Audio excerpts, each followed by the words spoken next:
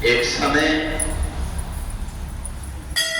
सूत जी शौनकादि ऋषियों से कहते हैं कि भगवान विष्णु के सहस्त्र नाम का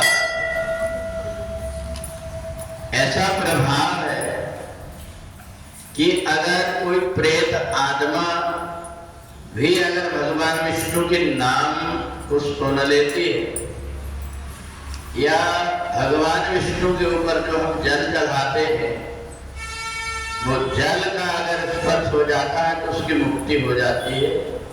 फिर मनुष्यों का क्या कहना। एक धर्मदत्त नाम के ब्राह्मण थे, प्रतिदिन भगवान विष्णु का विष्णु सहस्त्र नाम से पाठ करते थे और रोज भगवान विष्णु का अभिषेक करें। एक दिन उन्होंने देखा कि जिस वृक्ष के नीचे बैठे रहते हैं वहां किसी की रोने चिल्लाने की आवाज आती है। धर्मदत्त देख करके बड़ा परेशान हो गया है कि लगता है कोई प्रेत आत्मा है। एक दिन वो स्नान करके आ रहे थे, भगवान विष्णु के सहस्त्र नाम का उच्चारण कर रहे थे और जैसे भगवान विष्णु के सहस्त्र नाम का उच्चारण करके आसन लगा करके वृक्ष के नीचे भगवान विष्णु की मूर्ति निकाल करके अभिषेक करने लगे। थोड़ी देर में वो देखते हैं कि वो जो छाया थी उनके आसपास घूमने लगी।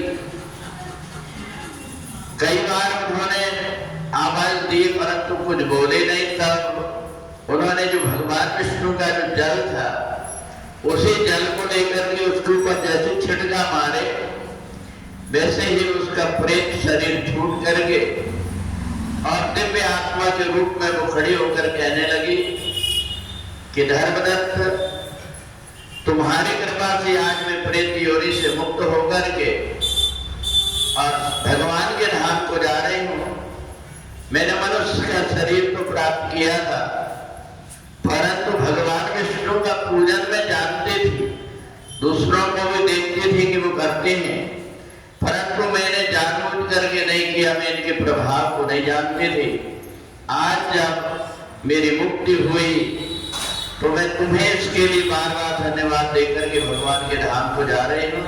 और वो आत्मा भगवान के धाम को चली गई।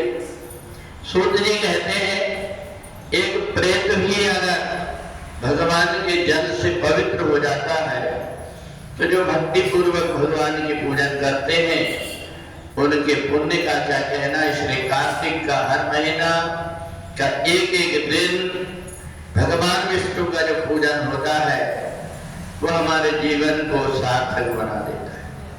बोली लक्ष्मी नारायण भगवान की।